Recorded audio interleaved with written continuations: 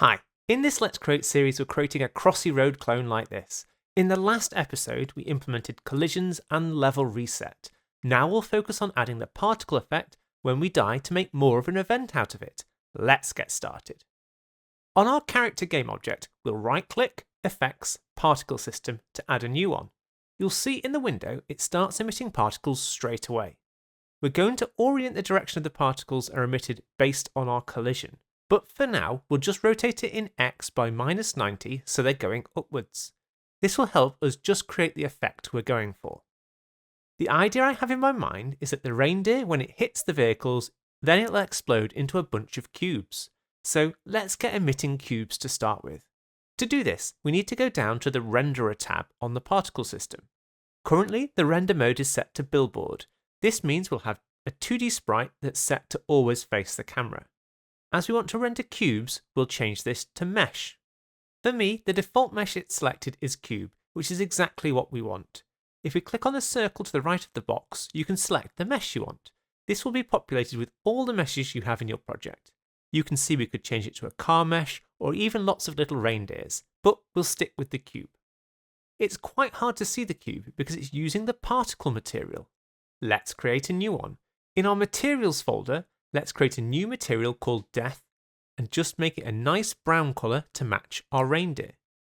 Switching back to the particle system, we can now drag on or select the Death material for our particles. You can see we've got a bunch of large cubes, so that's looking good. However, they're all firing off into the sky, so we want gravity to affect them. Back at the top of the particle system properties, you can see we've got a gravity source, which is set to 3D physics, so that's fine. But the gravity modifier is 0. We can simply update this to be 1 so that the gravity affects the particles. That's looking better, but we don't want a continuous stream of cubes. We just want one burst when we die. In the emission section, we'll change the rate of time to 0 to stop the continuous emission. Add a burst with the plus icon. I'll just up the count to 50 to get a few more. It produces 50 cubes, then there's a 5-second delay and it'll do it again. This is because you can see at the top we have the duration of our particle system set to 5 seconds and looping is enabled.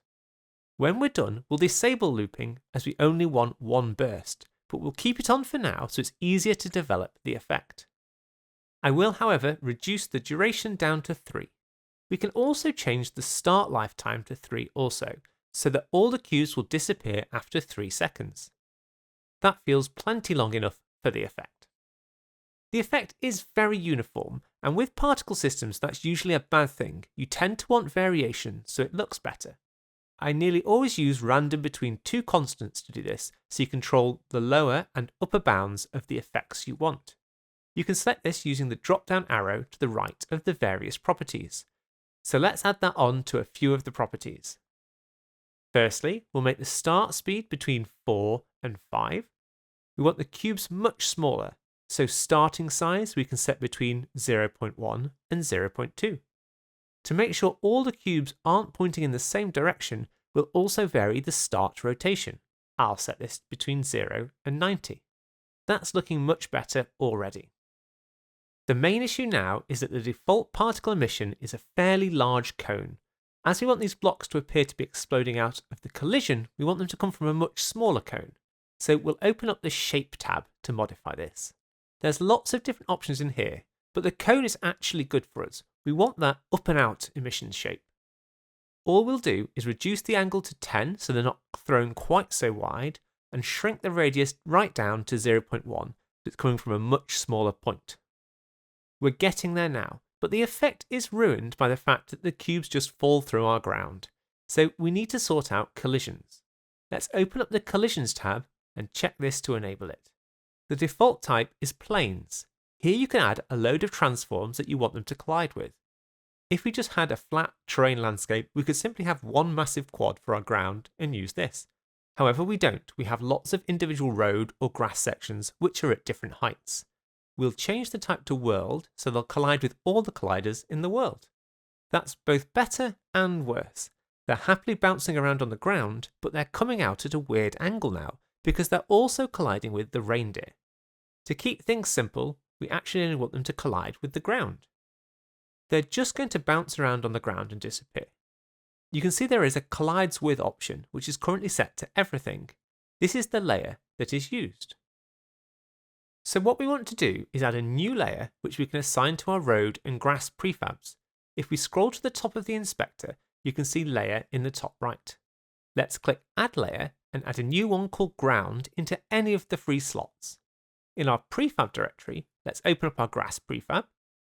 Here we can now select the 3 cubes that make up the floor using shift to select them all. Then set the layer to ground.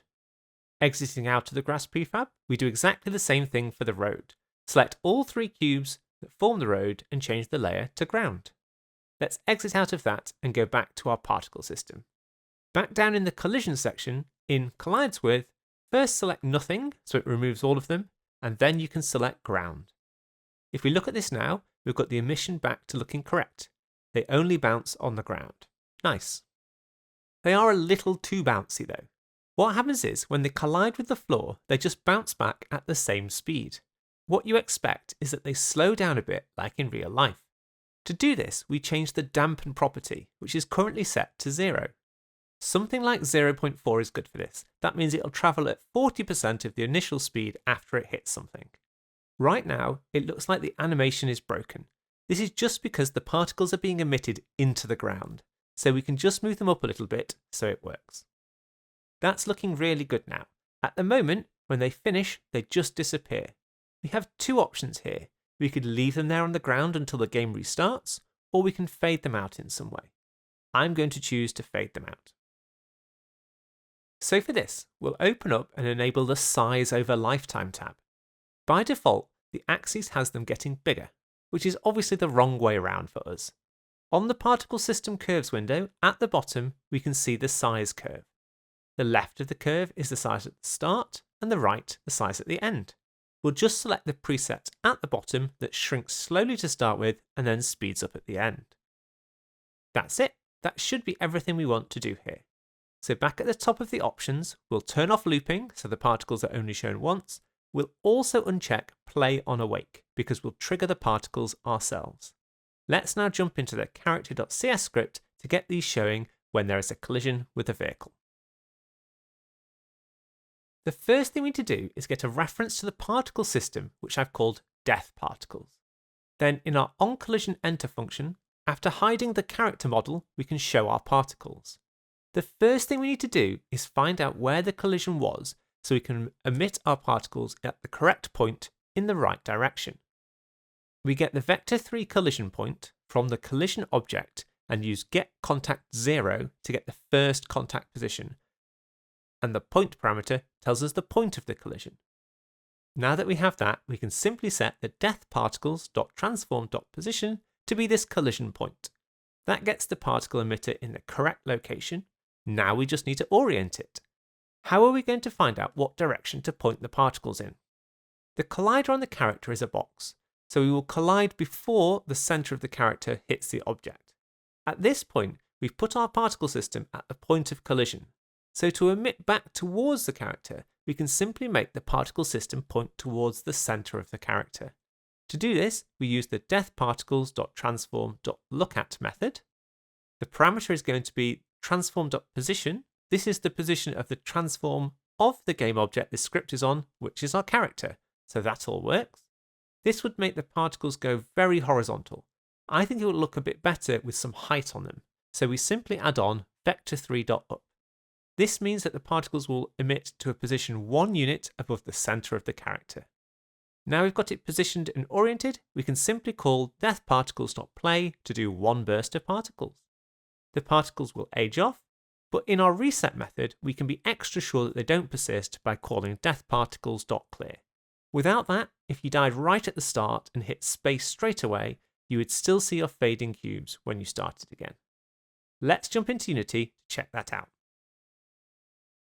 Okay, back in Unity, we just need to drag on our particle system to our character script, and we can hit play to test this out. If I run into the back of this car, then the particles are thrown back towards me, so that looks good. If I die at the start, then instantly restart the level. The particles are gone when it restarts, so that's good. Running into the sports car, the hit looks good too. All in all, I think this is looking very good now. That's it for this episode. In the next, we'll look to tidy up our generated terrain we don't need anymore as we progress through the level. I hope you found this tutorial useful in some way. As ever, the full code is on GitHub and linked in the description below. See you next time.